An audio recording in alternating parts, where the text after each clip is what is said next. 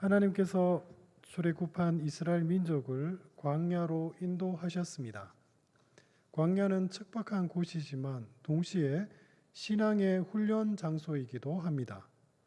그래서 스데반 집사는 그 광야를 가리켜 광야 교회라 불렀던 것입니다. 하나님께서는 광야 교회에서 이스라엘 백성들에게 거룩한 신앙생활이 무엇인지를 하나하나 가르쳐 주셨습니다. 그 신앙 훈련의 기간은 무려 40여 년이었습니다. 그 혹독한 연단의 세월을 지나며 출애굽한 1세대들은 모두 광야에서 죽었습니다. 그리고 새로운 2세대가 광야에서 일어났습니다. 그들은 1세대와 전혀 다른 세대였습니다. 그들은 광야에서 태어났고 그곳에서 자라며 하나님과 동행하는 삶을 철저히 교육받은 믿음의 세대였습니다.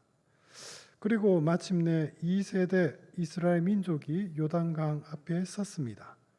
이제 이 강만 건너면 가나안 땅입니다. 그들은 믿음으로 그 강을 건너기 시작했습니다. 그리고 그들이 요단강을 건넜다는 표시로 길갈에서 지파의 수대로 12돌을 기념비로 세웠습니다. 그리고 그곳에서 할례를 행하였습니다. 2세대들은 광야 생활을 하는 동안 할례를 받지 않았습니다. 그러나 약속의 땅에 들어가며 할례를 행함으로써 자신들이 가나안 민족들과는 구별된 민족임을 나타내었습니다. 또한 그곳에서 유월절을 지켰습니다. 그러자 하늘에서 만나가 그쳤습니다. 만나가 그쳤다는 것은 길고도 긴 광야 생활이 마침내 끝이 났다는 뜻입니다. 광야의 모든 훈련을 마친 이스라엘 백성들 앞에 여리고성이 가로막았습니다. 하나님께서 여호수아 장군에게 여리고 성벽을 무너뜨리는 방법을 가르쳐 주셨습니다. 매일 여리고성을 한 번씩 돌 때 7째 날에는 그 성을 7번 돌라고 말씀하셨습니다. 그리고 일제히 함성을 지르면 여리고 성벽이 무너질 것이라고 말씀하셨습니다. 이해할 수 없는 방법이었지만 여호수아 장군은 그 말씀에 그대로 순종하였습니다. 이스라엘 군대가 매일 여리고성을 한 바퀴씩 돌기 시작하였습니다. 그리고 7째 날 7바퀴를 돈 후 이스라엘 군대가 여리고 성벽을 향하여 일제히 함성을 질렀습니다. 그러자 놀라운 일이 벌어졌습니다. 재판장들은 나팔을 불매 백성이 나팔 소리를 들을 때 크게 소리 질러 외치니 성벽이 무너져 내린지라. 초롱성 같았던 성벽이 함성 소리에 무너지는 모습은 실로 장관이었습니다. 그때를 놓치지 않고 여호수아 장군이 돌고 명령을 내렸습니다. 사기충천한 이스라엘 군대가 무너진 성벽 사이로 일제히 진격하였습니다. 사랑하는 성도 여러분, 모든 교육 과정이 마치면 모름지기 시험이 있기 마련입니다. 이 시험은 유혹이나 모의 시험이 아니라 테스트입니다. 테스트란 우리가 배운 것을 얼마나 잘 습득했는지를 검증하는 마지막 교육 과정입니다. 영적인 훈련을 마쳤으니 영적 테스트가 있는 것입니다. 그렇다면 이스라엘 민족이 치른 믿음의 테스트는 무엇일까요? 여리고성 함락입니까? 그렇다면 조금 그 시험이 싱겁군요. 사실 성벽을 무너뜨린 분은 하나님이 아니십니까? 만약 여리고성 함락이 테스트였다면 이 정도면 거의 부정행위 수준입니다. 성도 여러분, 하나님의 테스트는 사실 여리고 성벽이 아닙니다. 진짜 테스트는 성벽이 무너진 후에 있었습니다. 하나님께서는 여리고 성 안에 있는 모든 물건은 물론이요 사람과 가축의 생명까지 하나님께 온전히 바치라고 말씀하셨습니다. 아니, 힘들게 점령했는데 하나님께 화제를 드린답시고 왜 모두 불살라야 합니까? 하나님께서는 가나안 땅 전체를 이스라엘 민족에게 주셨습니다. 그리고 그 땅 가운데 일부를 구별하여 하나님 당신께 지금 돌리라고 말씀하셨습니다. 그것은 어떤 의미에서 11조 개념과 동일합니다. 11조는 내 소유 가운데 일부를 구별하여 하나님께 드리는 성물입니다. 성물은 하나님께 온전히 드려야 함이 마땅합니다. 가나안 땅을 기업으로 받은 이스라엘 군대가 하나님께 드린 첫 예물은 바로 여리고성의 모든 소유물인 것입니다. 또한 이는 가나안 땅에서 처음 획득한 소유물을 하나님께 온전히 드림으로써 가나안 땅을 정복한 승리자가 진정 누구인지를 분명히 밝히는 것이기도 합니다. 구별하여 하나님의 것을 온전히 드리는 것, 이것이 바로 광야 훈련을 마친 이스라엘 민족이 치렀던 믿음의 테스트였습니다. 하나님께서는 수많은 테스트 가운데 왜 구별이라는 시험을 치르게 하신 것일까요? 그것은 바로 그들이 광야에서 수업받았던 신앙 과목이 바로 거룩이었기 때문입니다. 나는 너희의 하나님이 되려고 너희를 가나안 땅에서 인도해낸 여호와라. 내가 거룩하니 너희도 거룩할지어다. 하나님께서 이스라엘 민족에게 요구하신 것은 사실 단 하나뿐이었습니다. 그것은 바로 거룩한 삶입니다. 그런데 문제가 있군요. 대체 거룩이 무엇입니까? 출애굽한 이스라엘 백성들은 이제 막 신앙생활을 시작한 초신자였습니다.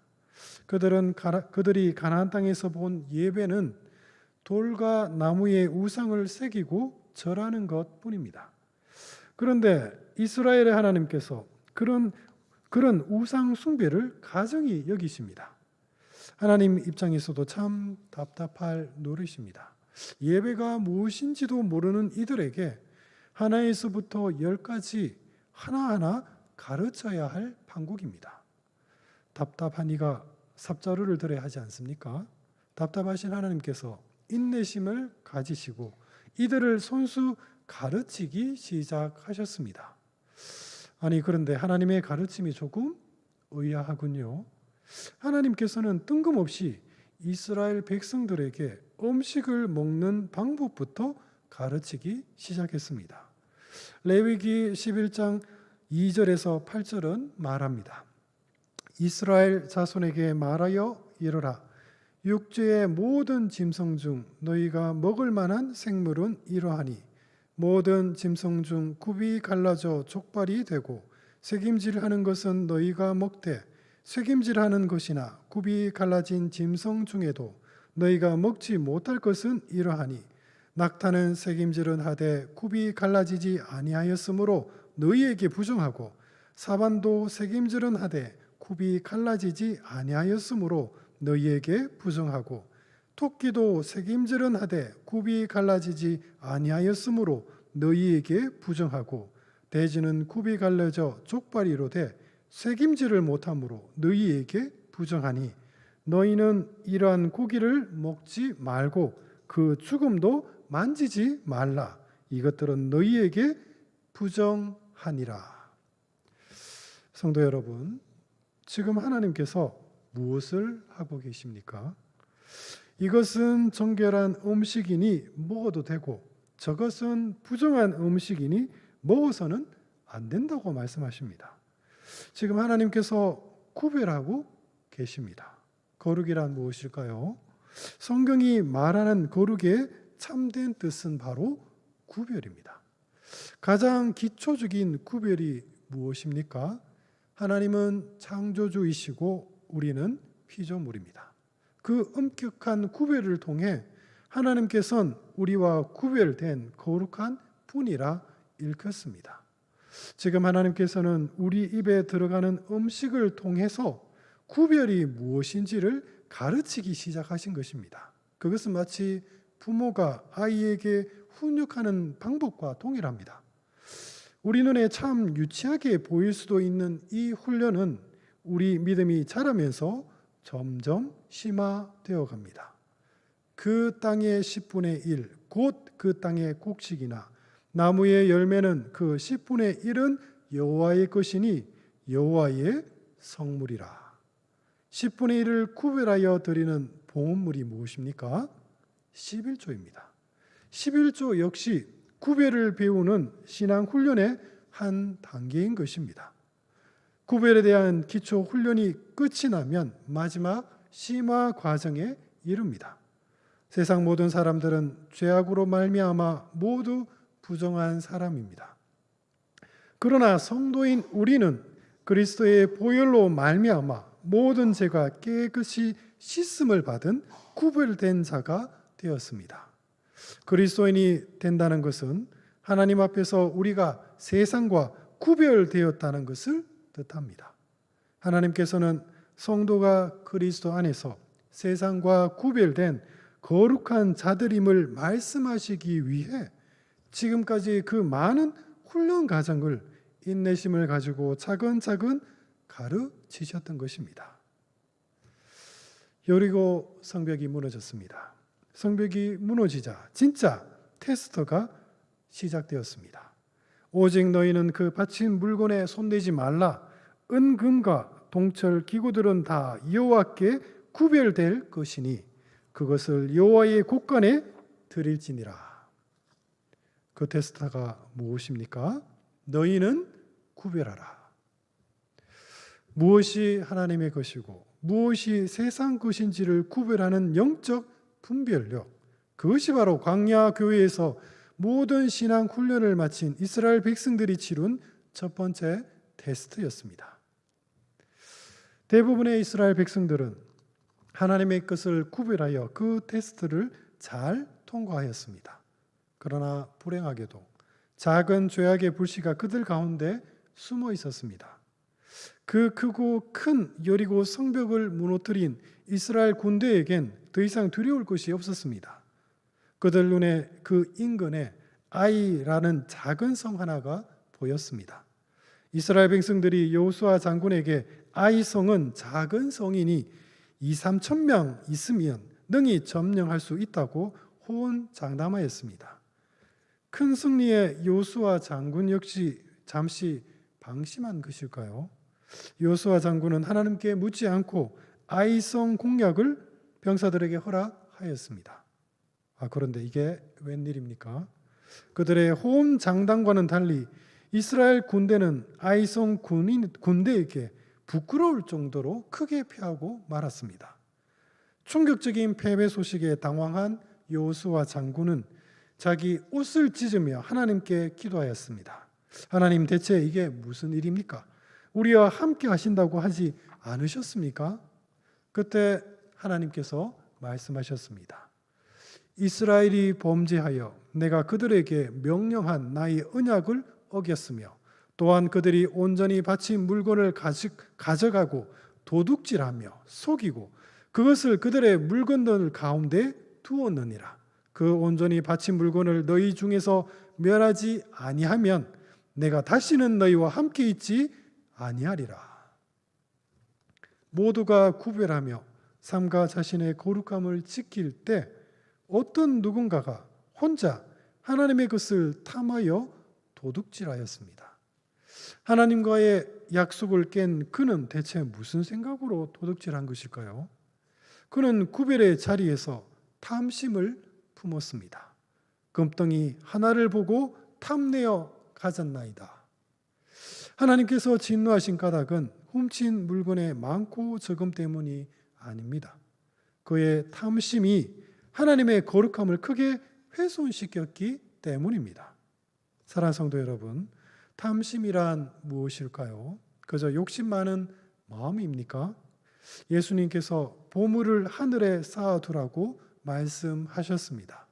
그렇게 말씀하신 까닭은 보물이 있는 곳에 우리 마음이 있기 때문입니다. 구별된 신앙생활이란 내 마음을 땅에 두는 것이 아니라 늘 하나님 앞에 두고 생활하는 것을 말합니다. 우리 믿음의 선진들은 그러한 신앙생활을 코람데오라고 불렀습니다. 코람데오란 하나님 앞에서라는 뜻입니다. 하나님 앞에서 다른 사람들과 이야기합니다. 하나님 앞에서 내가 내 할 일을 행합니다. 하나님 앞에서 열심히 공부합니다. 이처럼 늘 하나님 앞에서 내가 서 있다는 마음가짐은 신앙생활의 시작이자 동시에 모든 것이기도 합니다. 사실 신앙생활이란 이처럼 단순하고 간결합니다. 그냥 하나님 앞에서 믿음을 가지고 생활하면 됩니다. 그러나 그 영성의 깊이는 날마다 깊어질 것입니다. 이것이 바로 구별된 신앙생활의 요체입니다. 반면 탐심이란 하늘의 보물을 쌓지 않고 땅의 보물을 묻는 마음가짐을 뜻합니다. 무너진 성읍에서 모두가 삼가 자기 마음을 구별하고 있을 때 어떤 누군가가 땅의 보물을 탐하며 자기 마음을 땅에 묻었습니다. 사랑하는 성도 여러분, 우리는 지금 하나님께 예배드리는 거룩한 교회에 앉아 있습니다. 이곳은 거룩한 승리의 함성이 울려 퍼지는 곳입니다. 우리 대장 되신 예수님께서 승리의 함성을 외치십니다. 담대하라, 내가 세상을 이기었노라. 성도인 우리는 그 승리의 선포와 함께 화답하는 자들입니다. 그런데 이 거룩한 함성이 울려 퍼지는 곳에 지금 땅에서 자기 마음을 묻고 계시는 분은 아니 계십니까? 설교를 귀로는 듣습니다. 그러나 내 마음은 잡다한 다른 생각으로 가득 차 있습니다. 입술로 찬송은 합니다. 그러나 내 마음 내일 걱정으로 심란합니다. 하나님께 기도는 합니다. 그러나 다른 이와 다툰 언쟁 때문에 내 마음의 분노로 가득 차 있습니다. 거룩한 예배 자리에 하나님께 온전히 내 마음을 두지 않고 번잡한 세상 일에 마음을 뺏기는 것, 몸은 교회에 앉아 있으나 늘 미혹된 세상을 향하는 나의 눈길, 그것이 바로 탐심입니다. 탐심이란 단순히 욕심을 부리는 마음이 아니라 하나님 앞에서 자기 마음을 구별하지 않고 두 마음을 품는 죄인 것입니다. 두 마음을 품은 죄가 무엇입니까? 그것이 바로 우상 숭배입니다. 그래서 바울은 우리들을 향해 권면하였습니다. 땅에 있는 지체를 죽이라. 탐심은 곧 우상 숭배니라. 구별한다는 것은 두 마음을 품는다는 뜻이 아닙니다. 그것은 어느 하나를 구별하여 온전히 취한다는 뜻인 동시에 다른 하나는 완전히 제한다는 뜻이기도 합니다. 진노하신 하나님께서 범죄한 이스라엘 백성들을 구별하기 시작하셨습니다. 오늘날 제비 뽑기는 단순한 요행이나 장난춤으로 치부됩니다. 그러나 고대 시대 제비 뽑기는 하나님의 뜻을 묻는 신성한 의식이었습니다. 예컨대 제사장은 흉패 속에 늘 우림과 둠밈을 넣고 다녔습니다. 우림과 둠밈은 빛과 안전이란 뜻으로 가진 성물로서 제사장이 어떤 사안에 대해 하나님께 그 뜻을 물을 때 사용한 성물입니다. 성경학자들은 우림과 둠밈을 가지고 제비 뽑기 방식으로 하나님께 가부를 물을 것이라고 짐작하고 있습니다. 이처럼 제비 뽑기는 하나님께 그 뜻을 물어보는 가장 기초적인 기도의 한 형태였습니다. 하나님께서는 제비 뽑기를 통해 이스라엘 백성들 가운데 죄를 지은 자를 색출하라고 말씀하셨습니다.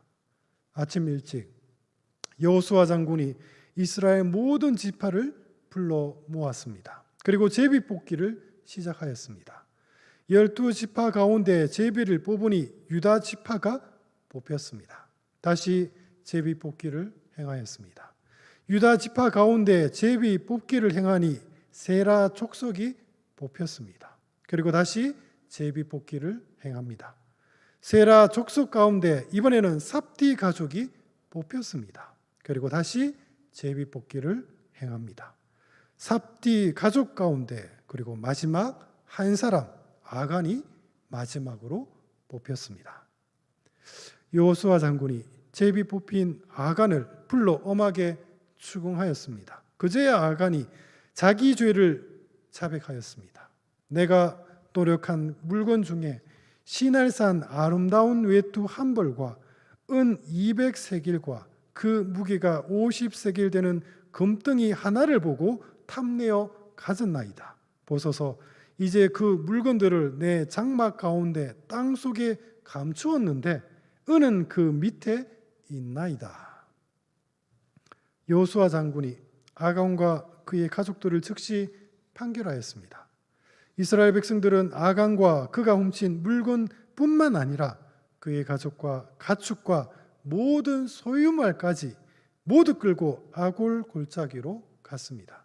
그리고 그 골짜기에서 온 백성이 아간과 그 가족을 돌로 쳐서 죽이고 그가 훔친 물건과 그 모든 소유물을 불살랐습니다. 이스라엘 백성들은 자신들로부터 아간의 죄악을 그렇게 철저하게 제거하였습니다.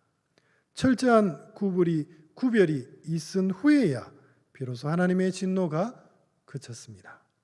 성도 여러분, 여리고 성벽이 무너지는 큰 승리 앞에서 아간은 자신의 작은 탐심쯤이야 별 대수롭지 않게 여겼을 것입니다. 그러나 하나님께서는 거룩한 백성 안에 숨겨진 그 작은 죄악도 용납치 않으셨습니다. 왜냐하면 우리 하나님께서는 지극히 거룩한 분이시기 때문입니다. 구별된 삶이란 어떤 의미에서 늘 하나님의 제비 뽑기를 하는 신앙생활이라고 할 수 있습니다.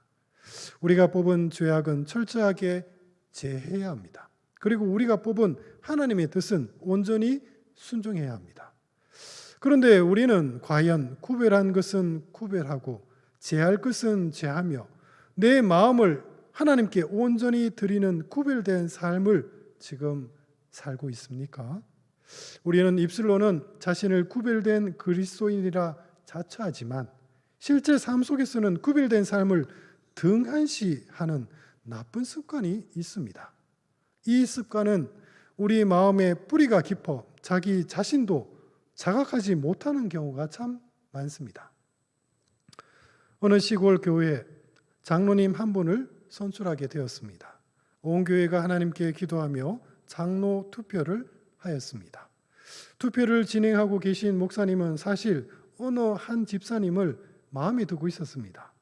목사님은 그분이 무난하게 평판이 좋아 장로가 될 것이라고 확신했습니다. 그런데 다른 한 집사님이 가세하면서 표가 갈리기 시작하였습니다. 몇 번의 투표에서 표심이 모이질 않아 그날 아무도 장로로 선출되지 못하였습니다. 결국 장로 선출은 다음 기회로 미루어졌습니다. 목사님은 뜻하지 않는 사태가 너무 불쾌했습니다. 그래서 그 불편한 심정을 친한 목사님에게, 친구 목사님에게 하소연하였습니다. 그분은 다른 교회의 중직자로 교회의 대수사 일에 경험이 많은 분이셨습니다. 교회에서 이런 일이 경험이 많지 않습니까?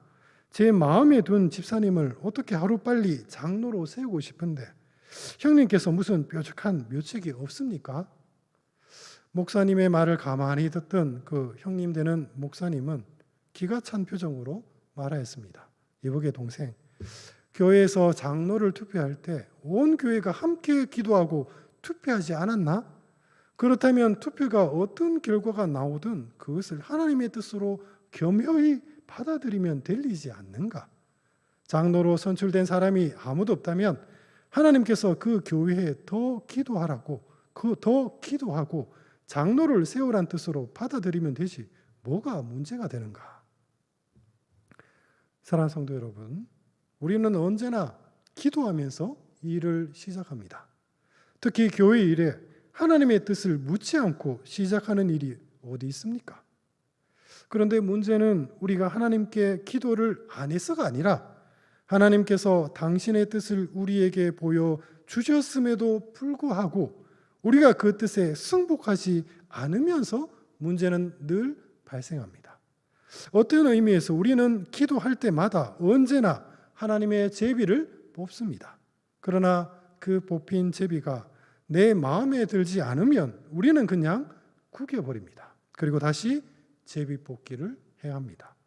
이 짓은 내가 원하는 제비가 나올 때까지 반복합니다. 성도 여러분, 이것이 과연 하나님의 뜻을 묻는 바른 태도입니까? 말씀을 맺겠습니다. 첫째, 우리 모두 나의 마음을 하나님 앞에서 구별합시다.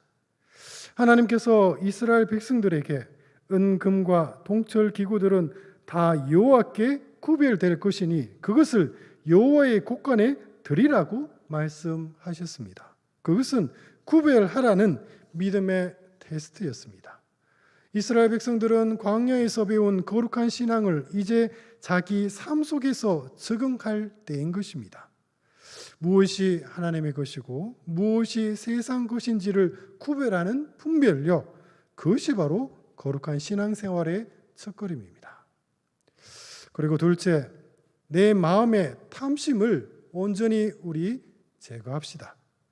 모두가 구별한 자리에서 아간은 혼자 하나님의 것을 탐하며 도둑질하였습니다. 비록 그가 훔친 것은 적은 금액에 불과했지만 그 죄악의 책임은 이스라엘 전체에게 돌려졌습니다.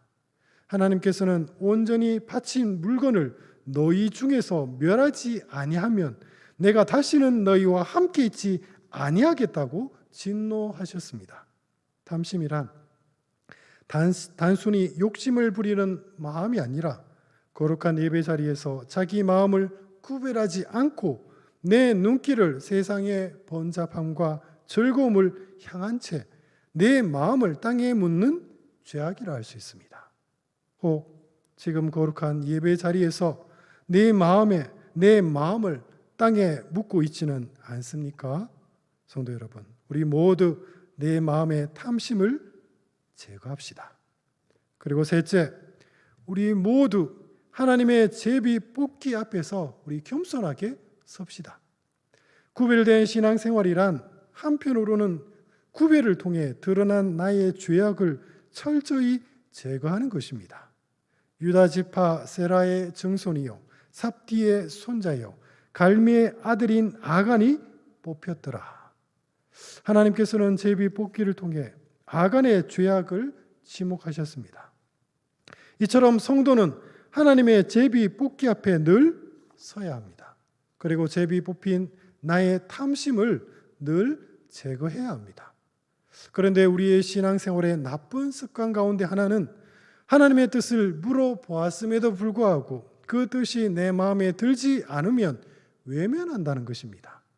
하나님께서 나의 탐심을 지목했음에도 불구하고 그 뽑힌 제비를 구겨버린다면 우리는 영영 하나님의 응답을 받지 못할 것입니다. 우리 믿음이 자랄 때마다 하나님께서는 언제나 믿음의 테스트를 하십니다. 그 테스트를 통과하는 요령은 사실 너무나도 간단합니다. 너희는 그리스도 안에서 거룩하게 구별된 자들이니 삶과 자신을 구별하라. 구별된 삶이란 결코 어려운 것이 아닙니다. 그것은 늘 하나님 앞에서 내가 서 있다는 마음가짐을 가지고 살아가는 삶의 태도를 말합니다. 그냥 늘 하나님 앞에서 믿음을 가지고 우리 열심히 생활합시다. 이처럼 신앙생활은 언제나 단순하고 간결합니다. 그러나 그 영성은 날마다 깊어질 것입니다. 그러므로 사랑하는 성도 여러분, 우리 모두 구별된 삶을 통하여 우리 모두 다 거룩한 신앙생활을 믿음으로 실천합시다. 함께 기도하겠습니다. 사랑과 은혜가 풍성하신 우리 주 하나님 아버지, 저희들 늘 하나님 앞에서 신앙생활하게 하여 주옵소서.